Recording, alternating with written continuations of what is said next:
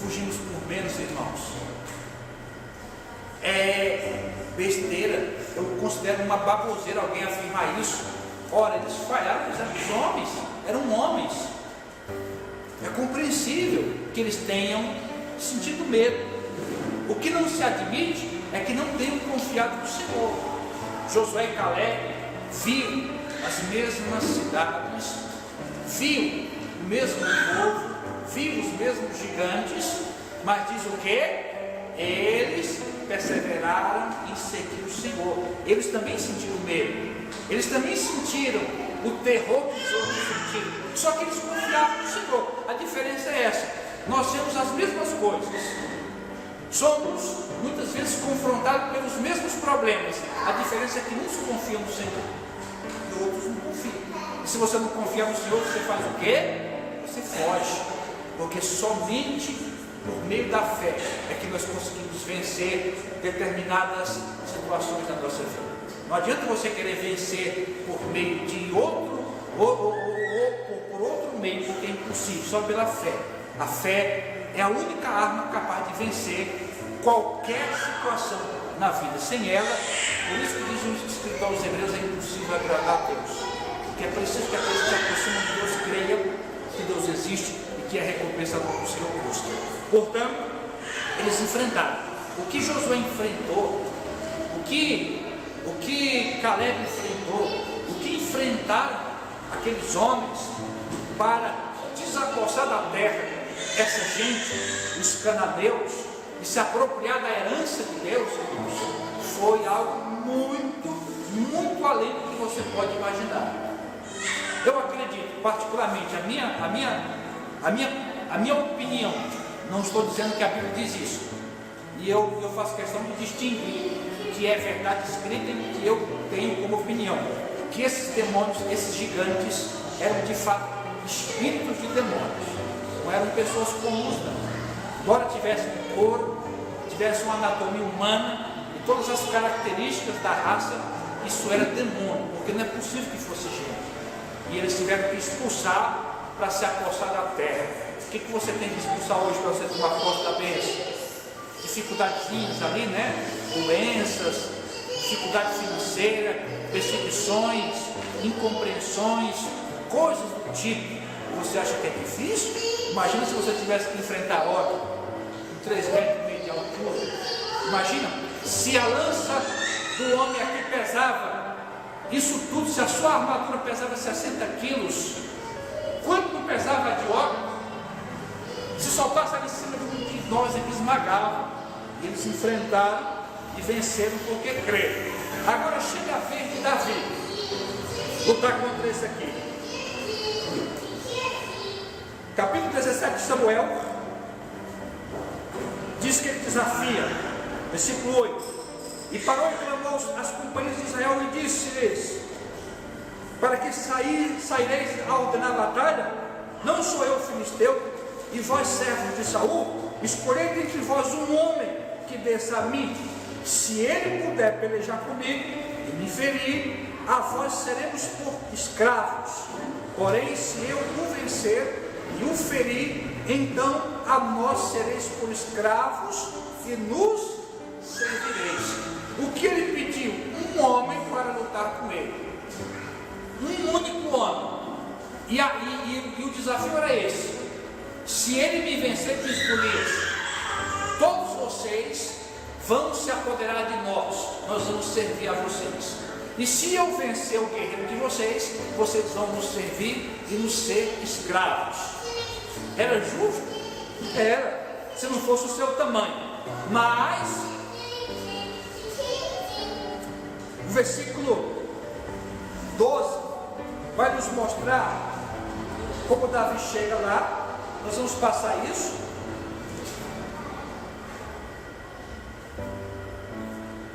E vamos aqui direto para o 17.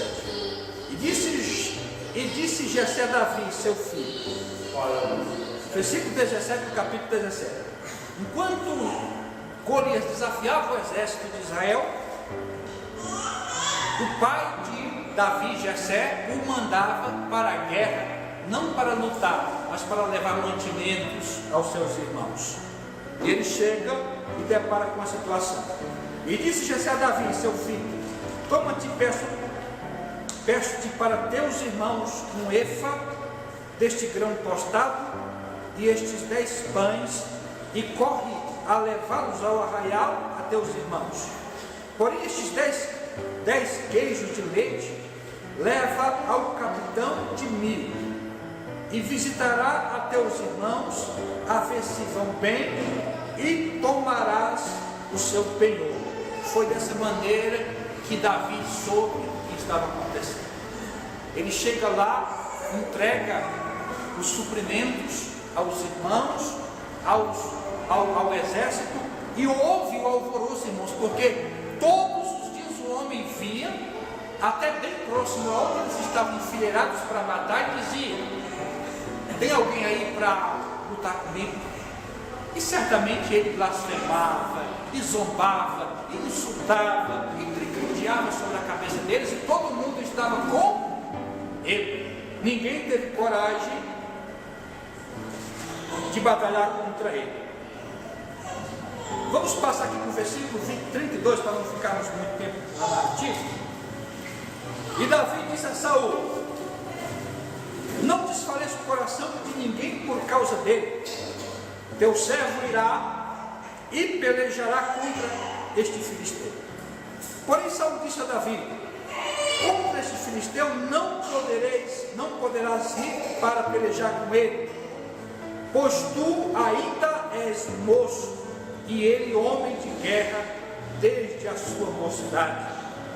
Então disse Davi a Saul: teu servo apacentava as ovelhas de seu pai, e quando vinha um leão e um urso e tomava uma das ovelhas do rebanho, eu saía após ele e o feria, e livrava da sua boca.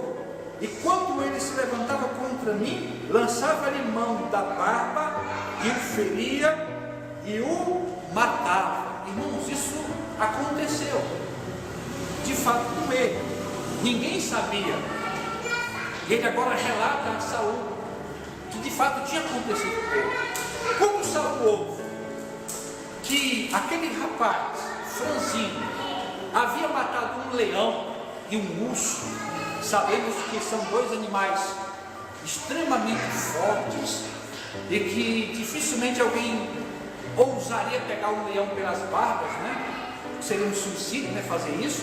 O bicho é forte, mas aquele rapaz fez. Eu não sei se Saul creu que a história era verídica, ou se desesperado, sem saber o que fazer, ele resolveu então usar o menino, já que não tinha outra pessoa disposta a fazer. Versículo 37 diz: mas Davi, o Senhor me livrou das garras do leão e das do urso, ele me livrará da mão deste filisteu. Então Saul disse a Davi: vai, e o Senhor seja contigo. E Saul vestiu a Davi de suas vestes, e pôs-lhe sobre a cabeça um capacete de bronze. Repare, irmãos, que a armadura de Saul é muito similar à armadura de Golias. É uma armadura especial. Veja que Golias tem um capacete de bronze, a de Saul também. Foi a primeira coisa que ele colocou. Foi-lhe sobre a cabeça um capacete de bronze e vestiu-lhe de uma couraça. Ele também tinha uma. E Davi cingiu a espada sobre as suas vestes e começou a andar. Porém nunca havia experimentado. Então disse Davi a Saul: não posso andar com isto, pois nunca o experimentei. E Davi tirou aquilo de sobre si. Porque Saul era um homem de provavelmente 1,90 m, a armadura era grande. Saul baixinho, Davi baixinho. Quando ele colocou a armadura, ficou enorme, né? Pesada. Do que era pesada? Era provável que pesasse uns 20 e poucos quilos aqui. A de Golias pesava 60. A de Saul provavelmente pesasse uns 20, 25 quilos. Em cima de um menino, ele não aguentou. E disse: tira, porque não dá para me lutar com isso. Eu não tenho costume, eu não sou acostumado, eu prefiro lutar sem. Agora, o que ninguém esperava é que ele fosse lançar mão de uma arma tão arcaica. Veja o que acontece no versículo 40. E tomou o seu cajado na mão, uma vara, né, irmãos? E escolheu para si 5 seixos do ribeiro, por 5 pedras e pô-los no alforje de pastor que trazia, a saber, no surrão. Todo mundo que é mais velho sabe o que é isso aqui. O pessoal que caçava, bornal, né? Levava água, levava cartucho dentro, trazia a caça dentro, né? Bem semelhante àquilo lá. E lançou mão da sua funda e aproximou-se do filisteu. Agora você vai ver o que é aquilo. Uma arma tecnológica feita de ferro, uma lança, uma ponta de ferro que só a ponta pesava 7 quilos. Imagina o poder de destruição que tinha essa arma. Capacete de bronze, espada de aço, couraça de escamas, um homem muito bem armado, flechas, escudo de bronze, e um outro vai lançar mão de uma funda de luz. Aí muitos dizem assim: ele quer morrer, é um suicídio um negócio desse. O que Deus faz aqui? Deus está mostrando mais uma vez. Vocês se lembram quando aquele homem, Sansão, com um pedaço de osso tirado de uma queixada de jumento, ele conseguiu vencer 1000 soldados filisteus armados com espadas de ferro? Foi uma verdadeira luta de ferro contra osso. Geralmente quem sai perdendo, irmãos,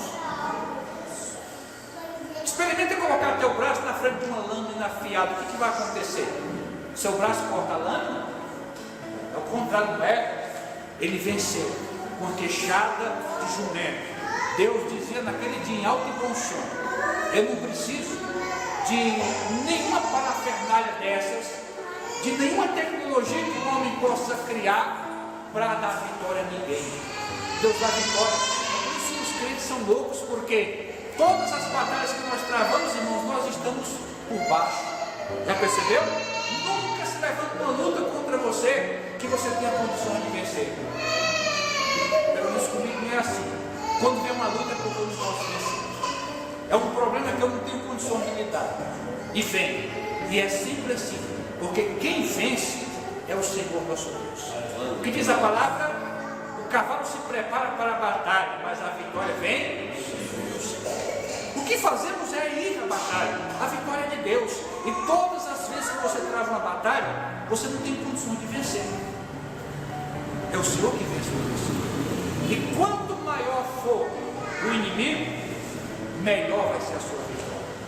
Se você começar a ver por esse lado, você vai dar graças a Deus quando se levantar um Golias na sua frente, porque você vai saber: eita, Deus vai me dar uma grande vitória, Deus vai glorificar o seu grande nome, eu vou ser alguém que todos saberão que Deus usou a minha vida para dar uma grande vitória. Então é uma batalha que praticamente lógica, uma batalha de ferro contra funda. Agora eu vou mostrar aos irmãos que essa arma era bem arcaica, irmãos, antiquada, ultrapassada, mas ela funciona. Esses dias, uma reportagem dessa falando sobre a Palestina, eu vi alguém com uma fronda ainda, até nos tempos de hoje, ainda usa. Eles usam. Quando um soldado dançando, vai rodando assim, você ainda usa isso. Usa. E você vai ver que volta comigo lá em Juízes, só para você ler comigo. Juízes. Nós vamos ver aqui, irmãos, uma época em que tinha um pelotão especial que usavam essas armas em guerras. Davi não vai usar algo novo, ele não vai inventar algo novo, isso já existia. Juízes 20, 16, isso é Juízes capítulo 20, versículo 16.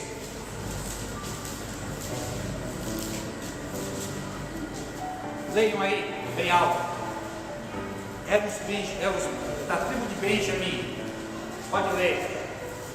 Só o 16. Entre todo este povo havia 700 homens escolhidos, canhotos, os quais atiravam com a funda uma pedra num cabelo e não erravam. 700, entre o exército de infantaria, a pé, a cavalo, enfim, os flecheiros, né? Existiam 700 homens especialistas em atirar pedras com uma funda. E o texto diz que eles eram tão bons, que eles eram capazes de acertar no que, irmãos? E era canhoto ainda. Canhoto. Porque o canhoto atira melhor. Será que Davi era? Não sabemos, né? Mas estes 700 que formavam um grupo de elite especial do exército eram peritos, irmãos.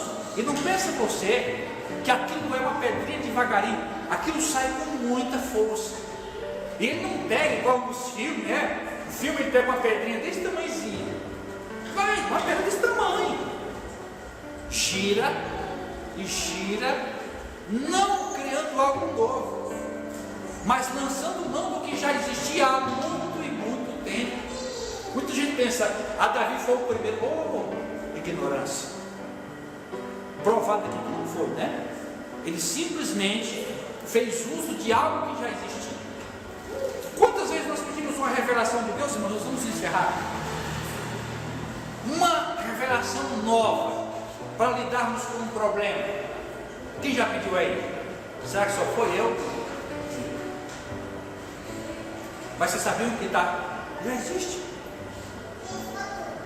Seria melhor nós investigarmos o Senhor? Eu preciso de uma estratégia. Eu preciso que o Senhor me diga como lidar com isso. Nem precisa Deus trazer uma novidade, irmãos, porque já existe. É só você descobrir. Ele descobre, ele sabe, ele usa, ele sabe que se ele... Muita gente vai dizer aqui, vai espiritualizar tudo, né? Igual as pessoas espiritualizam tudo. Irmão, ele pegou a funda, roubou assim. Vocês acham mesmo? Eu fico com a opinião de que enquanto ele apacentava as ovelhas, ele o quê? Colocava um pouco longe. Treinava, né? Claro, irmãos. Treinava, tinha tempo. Enquanto as ovelhas comiam, ou ele tocava uma harpinha para relaxar, ou ele pegava a funda e ia praticar 1, 2, 20, 50. Quando chegava, puxa, quase, hein? Quase. Até que ele conseguia, com a distância de 30 metros, acertar um alvo pequeno. Ele tinha plena confiança em Deus, absoluta confiança que Deus ia dar a vitória, mas não através de alguém que simplesmente ignora o conhecimento, os recursos. E o treino aí é importante porque Deus não pegou qualquer um, o cara que já sabia fazer. Até tempo a história de Michael Jordan, né, aquele jogador de basquete, ele era péssimo. Começou a treinar, todo mundo ia embora e ficava treinando 6, 7 horas. Olha quem virou. E chegou um tempo que ela apagava as luzes da quadra, ia ficar treinando 2 horas de luz e o olho vendado e virou, porque ele arremessava de qualquer lugar. Irmãos, ninguém nasce pronto, isso é uma realidade. Ninguém nasce pronto, ninguém nasce sabendo. Você precisa. Olha, é uma grande ignorância achar que não, eu vou de qualquer jeito, Deus vai me dar. Não é assim não, irmãos. Aí é o confronto com Deus. É você tentar o Senhor teu Deus. Eu vou porque Deus, igual alguns dizem, olha, eu vou fazer o seguinte, Deus vai me dar a palavra, amém, é aqui. Por ser palavra de Deus, uma vez pregada, ela não volta vazia. Mas não significa que Deus queria falar naquele texto que eu levei na testa. Quem já teve caixinha de promessa? Quem já viu? Já percebeu que não tem versículo de correção? Só benção, né? Só benção. Aí eu vou lá, vou ver o que Deus tem para mim hoje. Benção. Aleluia. Muita gente faz isso com a Bíblia. Daquela parte naquela parte que Jesus fala para Judas, entrando Satanás nele, você fala, ela lascou, o diabo entrou. Foi para a ideia de Isaías que ele fala para Ezequiel, né? Ou em uma casa, você vai morrer. Irmãos, não é assim, irmãos. Isso é misticismo. Tem gente que quer espiritualizar. Davi pegou uma funda lá que achou no chão. Ele era um atirador. Ele era acostumado a usar aquele instrumento. Ele sabia manusear. É muito provável que Israel, por ser o povo de Deus, tenha acesso. Até hoje, eles são conhecidos no mundo como o povo do livro, irmãos. Tivesse acesso a conhecimentos, especialmente religiosos. E ele percebeu, puxa vida, se alguém é capaz, se já existiram homens capazes de acertar um fio de cabelo, se eu treinar, eu vou chegar lá, eu vou chegar perto. E o que aconteceu aqui? Versículo 42, do capítulo 17. Olhando o filisteu e vendo a Davi, o desprezou, porquanto era moço, ruivo e de gentil aspecto. Não tinha cara de mal, né, irmão? Não tinha aquela cara de comer de ninguém. Uma cara normal, uma cara de um rapaz novo, um rosto gentil. Como? Disse, pois, o filisteu a Davi: sou eu algum cão para tu vires a mim como mal? E o filisteu, pelos seus deuses, amaldiçoou a Davi. Disse mais o filisteu a Davi: vem a mim, e darei a tua carne às aves do céu e às bestas do campo. Davi, porém, disse ao filisteu: tu vens a mim com espada, com lança, com escudo, porém eu venho a ti em nome do Senhor dos exércitos, o Deus dos exércitos de Israel, a quem tens afrontado.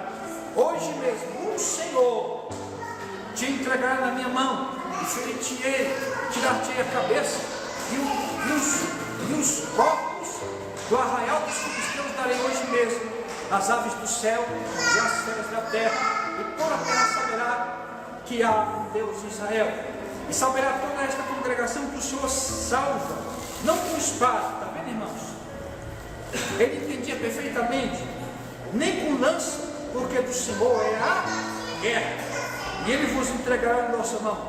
Sucedeu que, levantando-se o filisteu e encontrasse com Davi, apressou-se Davi, correu ao combate a encontrar-se com o filisteu.